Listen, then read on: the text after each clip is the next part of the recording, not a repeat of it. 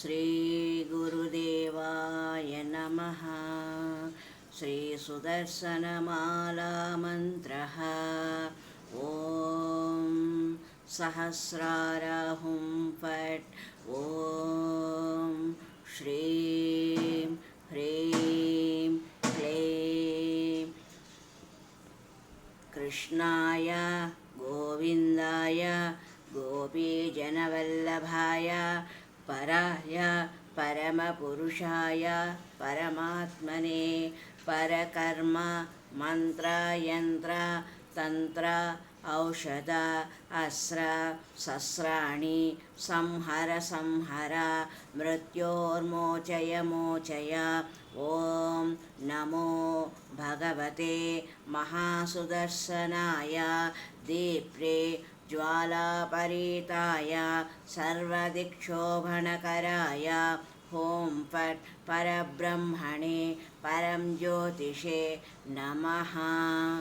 ॐ श्रीं ह्रीं क्लीं कृष्णाय गोविन्दाय गोपीजनवल्लभाय पराय परमपुरुषाय परमात्मने परकर्म मन्त्रयन्त्र तन्त्र औषध अस्र शस्त्राणि संहर संहर मृत्योर्मोचय मोचय। ॐ नमो भगवते महासुदर्शनाय दीप्त्रे ज्वालापरीताय सर्वदिक्षोभणकराय ॐ फट् परब्रह्मणे परं ज्योतिषे नमः।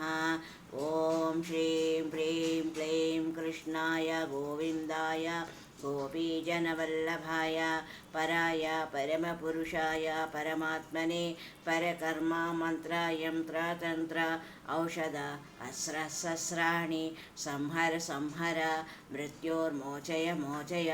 ॐ नमो भगवते महासुदर्शनाय दीप्त्रे ज्वालापरीताय सर्वदिक्षोभणकराय ॐ फट् परब्रह्मणे परं ज्योतिषे नमः। ॐ सुदर्शनाय विद्महे महाज्वालाय धीमहि तन्नः चक्रा प्रचोदयात्। ॐ सुदर्शनाय विद्महे महाज्वालाय धीमहि तन्नः चक्रा प्रचोदयात्। ॐ सुदर्शनाय विद्महे महाज्वालाय धीमहि तन्नः चक्रा प्रचोदयात्। ॐ श्रीगुरुदेवाय नमः। श्रीलक्ष्मीकुबेरमन्त्रः। ॐ श्रीं ह्रीं क्लीं महा अष्ट ऐश्वर्यसम्पत् अधिदिक् महाकुबेरमङ्गल सर्वभाग्यसुदर्शन शङ्खचक्रपद्मगदायुध श्रीलक्ष्मीनारायणदेवाय नमः। ॐ श्रीं ह्रीं क्लीं धनकुबेरदेवाय नमः। ॐ श्रीं ह्रीं क्लीं ज्ञानकुबेरदेवाय नमः। ॐ श्रीं ह्रीं क्लीं वीरकुबेरदेवाय नमः। ॐ श्रीं ह्रीं क्लीं योगकुबेरदेवाय नमः।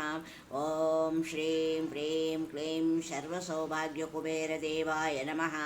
ॐ श्रीं ह्रीं क्लीं सर्वतेजस्कुबेरदेवाय नमः। ॐ श्रीं ह्रीं क्लीं जनवस्यकुबेरदेवाय नमः। ॐ श्रीं ह्रीं क्लीं कान्तशक्तिकुबेरदेवाय नमः। ॐ श्रीं ह्रीं क्लीं जयविजयकुबेरदेवाय नमः। ॐ श्रीं ह्रीं क्लीं ऐं लक्ष्मीं श्रीं लक्ष्मीं कमलधारिण्ये सिंहवाहिन्ये नमः। ॐ हरि ओं तत्सत्।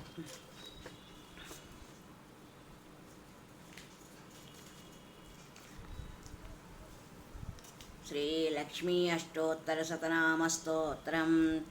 देव्य उवाच देवदेव महादेव त्रिकालज्ञ महेश्वर करुणाकर देवेश भक्तानुग्रहकारक अष्टोत्तरशतं लक्ष्म्याः श्रोतुमिच्छामि तत्त्वतः। ईश्वर उवाच देवी साधु महाभागे महाभाग्यप्रदायकं सर्वैश्वर्यकरं पुण्यं सर्वपापप्रणाशनं सर्वदारिद्र्यशमनं श्रवणात् भुक्तिमुक्तिदं राजवश्यकरं दिव्यं गुह्यतरं परं दुर्लभं सर्वदेवानां चतुष्षष्टिकलास्पदं पद्मादीनां परं तानां निधीनां नित्यदायकं समस्तदेवसंसेव्य अणिमाद्यष्टसिद्धिदं किमत्र बहुनोक्तेन देवी प्रत्यक्षदायकं तव प्रीत्याद्य वक्ष्यामि समाहिता मनः शृणु। अष्टोत्तरशतस्यास्य महालक्ष्मीस्तु देवता क्लीं बीजपदमित्युक्तं शक्तिस्तु भुवनेश्वरी अङ्गन्यासा करन्यासः सा इत्यादि परिकीर्तितः। ध्यानं वन्दे पद्मकरां प्रसन्नवदनां सौभाग्यदां भाग्यदां हस्ताभ्याम् अभयप्रदां मणिगणैर्नानाविधैर्भूषितां भक्ताभीष्टफलप्रदां हरिहरब्रह्मादिभिः पार्श्वे पङ्कजशङ्खपद्मनिधिभिर्युक्तां सदा शक्तिभिः सरसिजनयने सरोजहस्ते धवलतरां सुखगन्धमाल्यशोभे भगवति हरिवल्लभे मनोज्ञे त्रिभुवनभूतिकरि प्रसीद मह्यम्। प्रकृतिं विकृतिं विद्यां सर्वभूताहितप्रदां श्रद्धां विभूतिं सुरभिं नमामि परमात्मिकां वाचं पद्मालयां पद्मां शुचिं स्वाहां स्वदां सुधां धन्यां हिरण्मयीं लक्ष्मीं नित्यपुष्टां विभावरीम् आदितिं च दितिं दीप्तां वसुधां वसुधारिणीं नमामि कमलां कान्तां कामां क्षीरोदिसम्भवाम् अनुग्रहपरां बुद्धिं मनगां हरिवल्लभाम् अशोकाम् अमृतां दीप्तां लोकशोकाविनाशिनीं नमामि धर्मनिलयां करुणां लोकमातरं पद्मप्रियां पद्महस्तां पद्माक्षीं पद्मसुन्दरीं पद्मोद्भवां पद्ममुखीं पद्मनाभा प्रियां रमां पद्ममालाधरां देवीं पद्मिनी पद्मगन्धिनीं पुण्यगन्धां सुप्रसन्नां प्रसादाभिमुखीं प्रभां नमामि चन्द्रवदनां चन्द्रां चन्द्रसहोदरीं चतुर्भुजां चन्द्ररूपां इन्दिरां इन्दुशीतलाम् आह्लादजननीं पुष्टिं शिवां शिवकरीं शतीं विमलां विश्वजननीं पुष्टिं दारिद्र्यनाशिनीं प्रीतिपुष्करणीं शान्तां शुक्लमाल्याम्बरां श्रियं भास्करीं बिल्वनिलयां वरारोहां यशस्विनीं वसुन्धरामुदाराङ्गां हरिणीं हेममालिनीं धनधान्यकरीं सिद्धिं श्रेणसौम्यां शुभप्रदां नृभवेश्मगतानन्दां वरलक्ष्मीं वसुप्रदां शुभां हिरण्यप्राकारां समुद्रतनयां जयां नमामि मङ्गलां देवीं विष्णुवक्षस्थलस्थितां विष्णुपत्नीं प्रसन्नाक्ष्मीं नारायणाशमाश्रितां दारिद्र्यध्वंसिनीं देवीं सर्वोपद्रववारिणीं नवदुर्गा महालक्ष्मी ब्रह्मरुद्रेन्द्रसेवितां त्रिकालज्ञानसम्पन्नां नमामि भुवनेश्वरीं लक्ष्मीं क्षीरसमुद्रराजतनयां श्रीरङ्गधामेश्वरीं दासीभूतसमस्तदेववनितां लोकैकदीपाङ्कुरां श्रीमन्मन्दकटाक्षलब्धविभव ब्रह्मेन्द्रगङ्गाधरां त्वां त्रैलोक्यकुटुम्बिनीं सरसिजां वन्दे मुकुन्दप्रियां मातर्नमामि कमले कमलायताक्षी श्रीविष्णुहृत्कमलवासिनी विश्वमातः क्षीरोदये कमलकोमलगर्भगौरी लक्ष्मी प्रसीद सततं नमतां शरण्ये त्रिकालं यो जपेद्विद्वान् षण्मासं विजितेन्द्रियः दारिद्र्यध्वंसनं कृत्वा श्रियमाप्नोति यत्नतः देवी नामा सहस्रेषु पुण्यमष्टोत्तरं शतं येन श्रियमवाप्नोति कोटिजन्म दरिद्रतः भृगुवारे शतं धीमान् पठेत् तत्सर्वमात्रकम् अष्टैश्वर्यमवाप्नोति कुबेरैव भूतले दारिद्र्यमोचनं नाम स्तोत्र अम्बा परं शतं येन श्रियमवाप्नोति दरिद्रः कोटिजन्मसु भुक्त्वा तु विपुलान् भोगान् अन्त्यसायुज्यमप्नुयात् प्रातःकाले पठे नित्यं सर्वदुःखोपशान्तये पठंस्तु चिन्तये देवीं सर्वाभरणभूषिताम् इति श्रीलक्ष्मी अष्टोत्तरशतनामस्तोत्रं सम्पूर्णम्।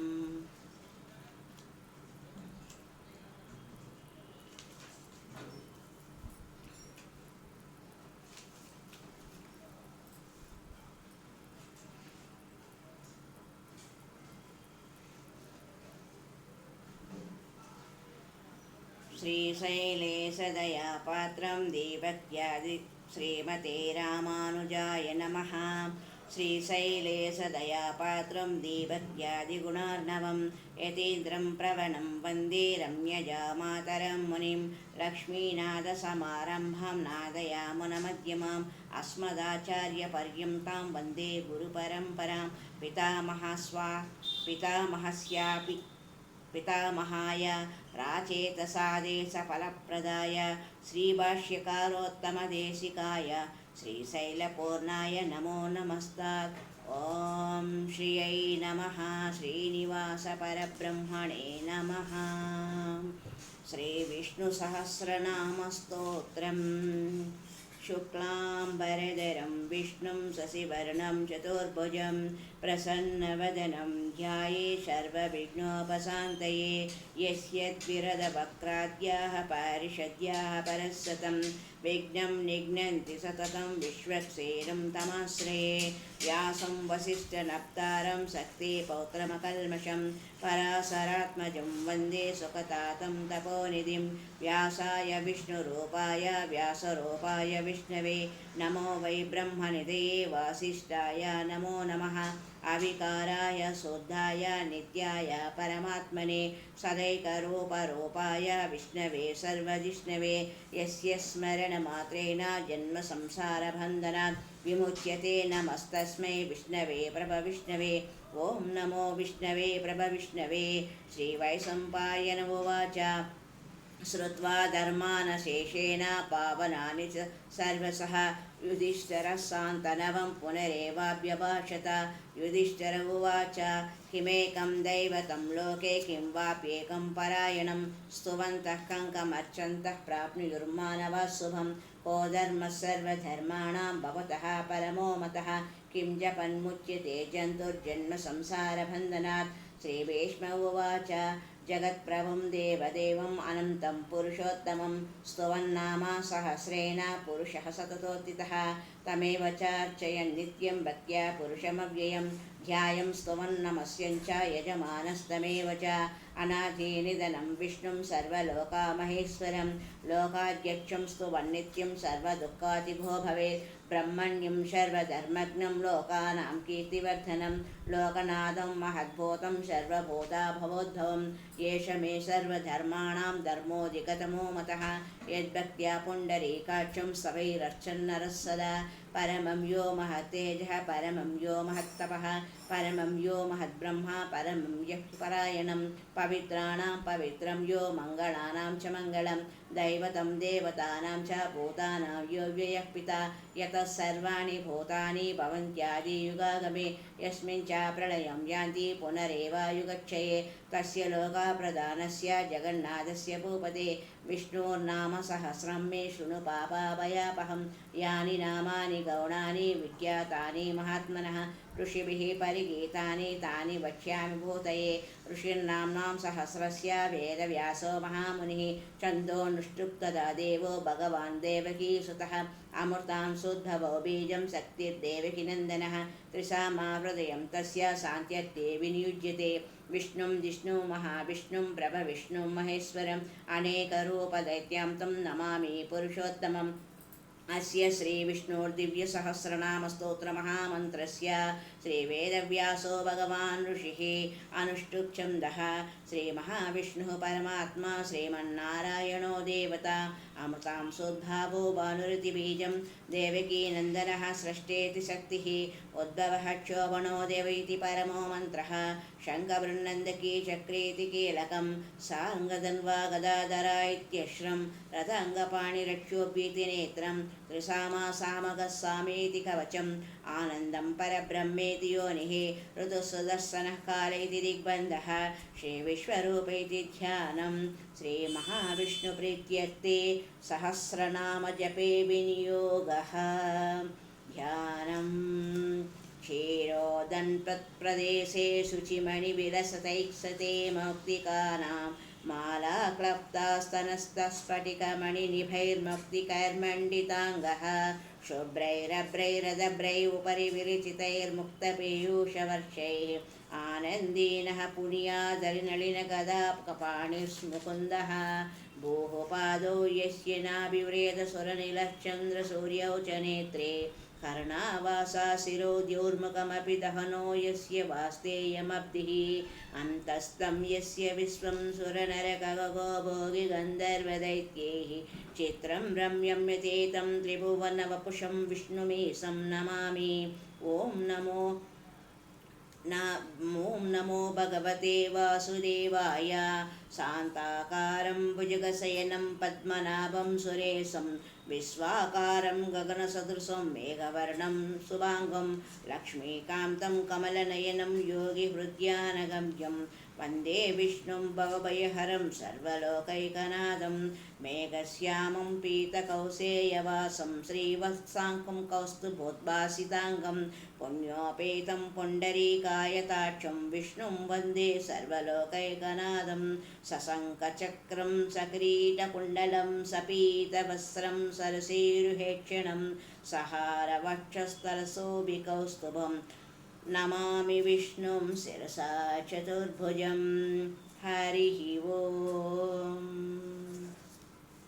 विश्वं विष्णुवृषट्कारो भूतभव्या भवत्प्रभुः भूतकृद्भूतभृद्भावो भूतात्मा भूतभावनः भूतात्मा परमात्मा च मुक्तानां परमागतिः अव्ययः पुरुषः साक्षी क्षेत्रज्ञो अक्षर एव च योगो योगविदां नेता प्रधानपुरुषेश्वरः नारसिंहा वपुः श्रीमान् केशवः पुरुषोत्तमः सर्वस्तिवस्ताणुर्भूतादिर्निधिरव्ययः सम्भवो भावनो भर्ता प्रभवः प्रभुरीश्वरः स्वयंभू शम्भुरादित्यः पुष्कराक्षो महास्वनः अनादिनिधनो धाता विधाता धातुरुत्तमः अप्रमेयो हृषीकेशः पद्मनाभो अमरः प्रभुः विश्वकर्मा मनुस्त्वष्टा स्तविष्टस्तविरो ध्रुवः अग्राह्यः शाश्वतः कृष्णो लोहिताक्षः प्रदर्दनः प्रभूतः श्रीगगुब्धाम पवित्रं मङ्गलं परम् ईशानः प्राणदः प्राणो ज्येष्ठः श्रेष्ठः प्रजापतिः हिरण्यगर्भो भूगर्भो माधवो मधुसूदनः ईश्वरो विक्रमी धन्वी मेधावी विक्रमः क्रमः अनुत्तमो दुरादर्शः कृतज्ञः कृतिरात्मवान् सुरेशा शरणं शर्मा विश्वरेताः प्रजाभवः अहं संवत्सरो व्याळः प्रत्ययः सर्वदर्शनः अजः सर्वेश्वरः सिद्धः सिद्धिः सर्वादिरच्युतः वृषा कपिरमेयात्मा सर्वयोगाविनिस्मृतः वसुर्वसो मनः सत्यः समात्मा संमितः समः अमोघः पुण्डरीकाक्षो वृषकर्मा वृषाकृतिः रुद्रो बहुशिरा बभ्रू विश्वयोनिशुचिश्रवाः अमृतः शाश्वतस्ताणो वरारोहो महातपाः सर्वगः सर्वविद्भानो विश्वक्सेनो जनार्दनः वेदो वेदविदव्यङ्गो वेदाङ्गो वेदवित्कविः लोकाध्यक्षासुराध्यक्षो धर्माध्यक्षः कृताकृतः चतुरात्मा चतुर्व्यूहा चतुर्दंशा चतुर्भुजः ब्राजिष्णुर्भोजनं भोक्ता सहिष्णुर्जगदादिजः अनघो विजयो जेत विश्वयोनिः पुनर्वसुः उपेन्द्रो वामनः प्रांशु अमोघः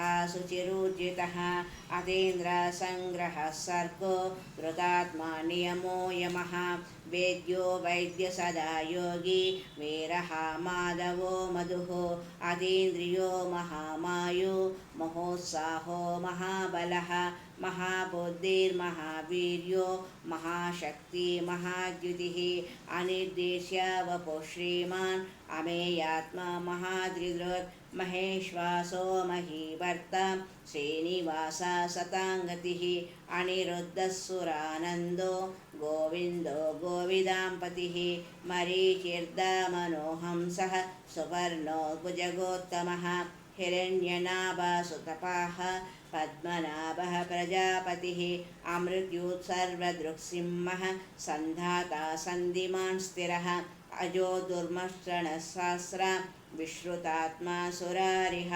गुरुर्गुरुतमो धाम सत्यः सत्यपराक्रमः निमिषो अनिमिषस्रग्वी वाचस्पतिरुदारधीः अग्रनिर्गामणि श्रीमान् न्यायो नेता समीरणः सहस्रमूर्धा विश्वात्मा सहस्राक्षा सहस्रपात् आवर्तनो निवृतात्मा संवृतः सम्प्रमर्दनः अहं संवर्तको वह्निः रनिलोधरणीधरः सुप्रसादः सुप्रसन्नात्मा विश्वसृड्विश्वभुग्विभुः सत्कर्ता सत्कृतस्साधु जह्नुन्नारायणो नरः असङ्ख्येयो अप्रमेयात्मा विशिष्टशिष्टकृच्छुचिः सिद्धार्था सिद्धसङ्कल्पः सिद्धिदा सिद्धिसाधनः वृषा हि वृषभो विष्णु वृषपर्वा वृषोदरः वर्धनो वर्धमानश्च विविक्ता श्रुतिसागरः सुभुजो दुर्धरो वाग्मी महेन्द्रो वसुदो वसुः नैतरूपो बृहद्रूपः शिपिविष्टः प्रकाशनः ओजस्तेजोद्युतिधरः प्रकाशात्मा प्रतापनः रुद्धस्पष्टाक्षरो मन्त्रां चन्द्रां सुभास्करद्युतिः अमृतां सुद्धवो भानुः शशिबिन्दो सुरेश्वरः औषधं जगतः सेतुः सत्यधर्मा पराक्रमः भूतभव्या भवन्नादः पवनः पावनो नलः कामः कामकृत्कान्तः कामः कामप्रदः प्रभुः युगादिकृद्दिगावर्तो नैकमायो महासनः अदृश्यो व्यक्तरूपश्च सहस्रार्जितनं तजेत् ब्रह्म इष्टो विशिष्टशिष्टेष्टः शिखण्डी नहुषो वृषः क्रोधः क्रोधकृत्कर्ता विश्वबाहो महीधरः अच्युतः प्रदितः प्राणः प्राणदो वासवानुजः अपां निधिरधिष्ठान अप्रमत्तः प्रतिष्ठितः स्कन्दस्कन्दधरो दुर्यो वरदो वायुवाहनः वासुदेवो बृहद्भानु आदिदेवः पुरन्दरः अशोकस्तारणस्तारः शौरासौरीजनेश्वरः अनुकूलः सतावर्तः पद्मी पद्मनिवेक्षणः पद्मनाभो अरविन्दाक्षः पद्मगर्भः शरीरभृत् महर्दिवृद्धो वृद्धात्मा महाक्षो गरुडध्वजः अतुलः सरभो भीमः समयज्ञो हविर्हरिः सर्वलक्षणलक्षण्यो लक्ष्मीवान् समितिञ्जयः विक्षरो रोहितो मार्गो हेतुर्दामोदरः सहः महीधरो महाभागो वेगवानामितासनः उद्भवः चोबणो देवः श्रीगर्भः परमेश्वरः करणं कारणं कर्ता विकर्ता गहनो गुहः व्यवसायो व्यवस्थानः संस्थानस्थानदो ध्रुवः परर्तिः परमस्पष्ट तुष्टः पुष्टः सुवेक्षणः रामो विरामो विरजो मार्गो नेयो नयो नयः वीरशक्तिमतां श्रेष्ठो धर्मो धर्मविदुत्तमः वैकुण्ठः पुरुषः प्राणः प्राणदः प्रणवः पृथुः हिरण्यगर्भः शत्रुघ्नो व्याप्तो वायुरधोक्षजः ऋतुः सुदर्शनः कालः परमेष्टि परिग्रहः उग्रसंवत्सरो दक्षो विश्रामो विश्वदक्षिणः विस्तारस्तावरस्ताणुः प्रमाणं बीजमव्ययम् अर्थो अनर्थो महाकोशो महाभोगो महाधनः अनिर्विण्णस्तविष्टो भूर्धर्मरूपो महामकः नक्षत्रनेमि नक्षत्री क्षमः क्षामा समीहनः यज्ञो युज्यो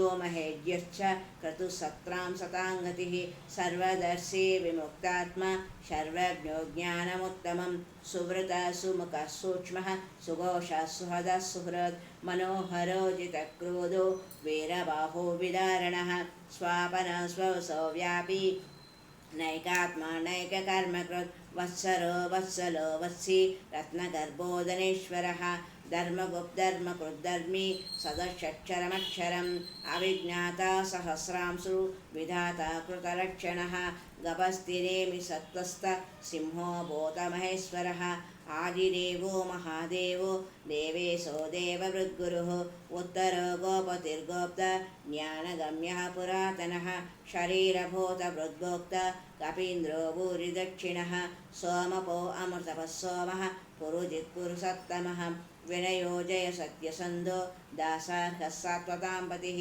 जीवो विनयिता साक्षी मुकुन्दो अमितविक्रमः अम्बो निधिरनन्तात्मा महोदरीशयोऽन्तकः अजो माहः स्वाभाव्यो जितामित्रः प्रमोदनः आनन्दो नन्दनो नन्दः सत्यधर्मा त्रिविक्रमः महर्षिः कपिलाचार्यः कृतघ्नो मेदिनीपतिः त्रिपदश्रीदशाध्यक्षो महाशृङ्गः कृतान्तकृत् महावराहो गोविन्दः सुषेणा कनकाङ्गदी गुह्यो गभीरो गहनो गुप्तचक्रागदाधरः वेदास्वाङ्गोजितकृष्णो दृढसङ्कर्षणोच्युतः वरुणो वारुणो वृक्षः पुष्कराक्षो महामनः भगवान् भगः नन्दी वनमाली हलायुधः आदित्यो ज्योतिरादित्यः सहिष्णुर्गतिसत्तमः सुधन्वा कण्डपरशोर्दारुणो द्रविणप्रदः दिवि स्वर्यदृग्व्यासो वाचस्पतिरयो निजः त्रिसामा सामगः सामा निर्वाणं भेषजं भिषक् सन्न्यासकृच्छमः शान्तो निष्ठा शान्तिः परायणं शुभाङ्गः शान्तिदः सृष्टा कुमुदः कुवलेशयः गोहितो गोपतिर्गोप्ता वृषभाक्षो वृषप्रियः अनिवर्ती निवृतात्मा संक्षेप्ता क्षेमकृच्छिवः श्रीवत्सवक्षा श्रीवास श्रीपति श्रीमताम्बरः श्रीदस्सीश्रीनिवासः श्रीनिधि श्रीविभावनः श्रीधर श्रीकर श्रेयः श्रीमान् लोकत्रयाश्रयः स्वच्छस्वङ्गसतानन्दो नन्दिर्ज्योतिगणेश्वरः विजितात्मा विधेयात्मा सत्कीर्तिश्चिन्न संशयः उदीर्णः सर्वतः चक्षुरणि शाश्वतस्थिरः भूषयो भूषणो भूतिर्विशोकः शोकनाशनः अर्चिष्मा अर्चितकुम्भो विशुद्धात्मा विशोधनः अनिरुद्धो अप्रतिरथः प्रद्युम्नो अमितविक्रमः कालनेमी निहावीरः शौरी शूरजनेश्वरः त्रिलोकात्मा त्रिलोकेशः केशवः केशिका हरिः कामदेवः कामपालः कामीकान्तः कृतागमः अनिर्देश्य वपुर्विष्णु उर्वीनन्तो धनञ्जयः ब्रह्मण्यो ब्रह्मकृद्ब्रह्मा ब्रह्मा ब्रह्मविवर्धन ब्रह्मविद् ब्राह्मणो ब्रह्मी ब्रह्मज्ञो ब्राह्मणप्रियः महाक्रमो महाकर्मा महातेज महोरगः महाकतु महायज्व महायज्ञो महाहविः स्तव्यस्तवप्रियस्तोत्रं स्तुतिस्तोत्रारणप्रियः पूरयिता पुण्यः पुण्यकीर्तिरणामयः मनोजवस्तीर्थकरो वसुरेता वसुप्रदः वसुप्रदो वासुदेवो वसुर्वसु मनाहविः सद्गति सत्कृते सत्ता सद्भूति सत्परायण सूरसेनो परायणः सद्गति सत्कृति सत्ता सद्भूति सत्परायणः सूरसेनो यदुश्रेष्ठः सन्निवासा सूयामुनः भूतावासो वासुदेवः सर्वासु निलयो नलः दर्पः दर्पदो दृप्तो दुर्धरोधा पराजितः विश्वमूर्ति महामूर्तिर्देवमूर्तिरमूर्तिमान् अनेकमूर्तिरव्यक्तः शतमूर्ति शताननः एको नैकस्सवः कः किं यत्तत्पदमनुत्तमं लोकबन्धुर्लोकनाथो माधवो भक्तवत्सलः सुवर्णवर्णो हेमाङ्गो वरङ्गचन्दनाङ्गदी वीरः विषमशून्यो घृता शरीरचलच्चलः अमानी मानदो मान्यो लोकस्वामी त्रिलोकधृ सुमेधा मेधजोदन्यः सत्यवेदाधराधरः तेजो वृषोदितिधरः सर्वशस्त्रवृताम्बरः प्रग्रहो निग्रहो व्यग्रो लेखशृङ्गो गदाग्रजः चतुर्मूर्ति चतुर्बाहो चतुर्व्यूह चतुर्गतिः चतुरात्मा चतुर्भावा चतुर्वेदा विदेकपात् समावर्तो निवृतात्मा दुर्जयो दुरतिक्रमः दुर्लभो दुर्गमो दुर्गो दुरावासो दुरारिः शुभाङ्गो लोकसारङ्गः सुतन्तुस्तन्तुवर्धनः इन्द्रकर्मा महाकर्मा कृतकर्मा कृतागमः उद्भवः सुन्दरः सुन्दो रत्ननाभः सुलोचनः अर्को वाजसनशृङ्गी जयन्तः सर्वविघ्नैः स्ववर्णबिन्दुरक्षोभ्य सर्ववागीश्वरेश्वरः महाह्रदो महागर्तो महाभूतो महानिधिः कुमुदः कुन्दरः कुन्दः पर्जन्यः पावनो निलः अमृतांशो अमृतवपु सर्वज्ञः सर्वतोमुखः सुलभः सुहृतः सिद्धः शत्रुचतुष्पापनः न्यग्रोधो अम्बरो अश्वत्थाणुरान्ध्रनिषूदनः सहस्रार्चित्तसप्तजिह्वा सप्तैदा सप्तवाहनः अमूर्तिरणगोचिन्त्यो भयकृद्भयनाशनः अणुर्बृहत्कृतस्थूलो गुणर्निर्गुणो महान् अदृतः स्वदृतः स्वास्थ्यः प्राग्वंसो वंशवर्धनः भारभृत्कलितो योगी स सर्वकामदः आश्रमः श्रवणः क्षामः सुवर्णो वायुवाहनः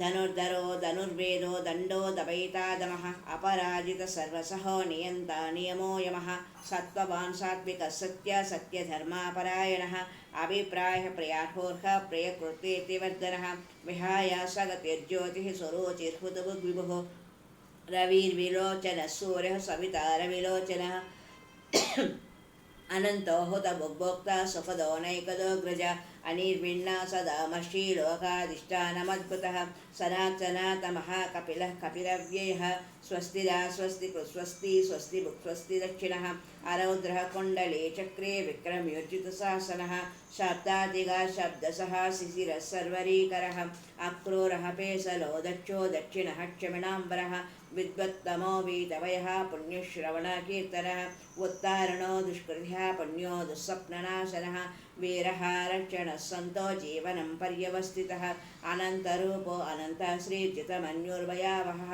चतुरस्रो गभीरात्मा विदिशो व्यादिशो दिशः अनादिर्भूर्भुवो लक्ष्मी सुवीरो रुचिराङ्गदः जननो जनजन्मादि भीमो भीमपराक्रमः आधारनिलयो दाता पुष्पः स प्रजागरः ऊर्ध्वगः सत्त्वदाचारः प्राणदः प्रणवः प्रणः प्रमाणं प्राणनिलयः प्राणभृत्प्राणजीवनः तत्त्वं तत्त्वविदेकात्मा जन्ममृत्युजरातिगः भूर्भुवस्तुस्तारः सविता प्रपितामहः यज्ञपतिर्यज्ञ यज्ञाङ्गो यज्ञवाहनः यज्ञभृद्यज्ञकृद्यग्नि यज्ञभुग्यज्ञसाधनः यज्ञान्तकृद्यज्ञगुह्यामन्नमन्नादयेव च आत्मयोनि स्वयं जातो वैकानः सामगायनः देवकीनन्दनसृष्टा चिति सा पापनाशनः आत्मयोनि स्वयं जातो वैकानः सामगायनः देवकीनन्दनसृष्टा चिति सा पापनाशनः शङ्खबृन्नन्दकी चक्री सारङ्गधन्वागदाधर धरः रदाङ्गपाणिरक्षोभ्यः सर्वप्रहरणायुधः शङ्खबृन्नन्दकी चक्री साङ्गधन्वागदाधरः रदाङ्गपाणिरक्षोभ्यः सर्वप्रहरणायुधः श्री सर्वप्रहरणायुध ओं नमे इति वनमाली गदीशाग्नि शङ्की चक्री च नन्दकी श्रीमन्नारायणोर्विष्णुर्वासुदेवो विरक्षतो वनमाली गदीशाग्नि शङ्की चक्री च नन्दकी श्रीमन्नारायणोर्विष्णुर्वासुदेवो विरक्षतो श्रीवासुदेव अविरक्षत्वन्वों इति यदक्षरं पदभ्रष्टो मात्राहीनं तु यद्भवेत् तत्सर्वं क्षम्यतां देवा नारायण नमोऽस्तु ते इतीदं कीर्तनीयस्य केशवस्य महात्मनः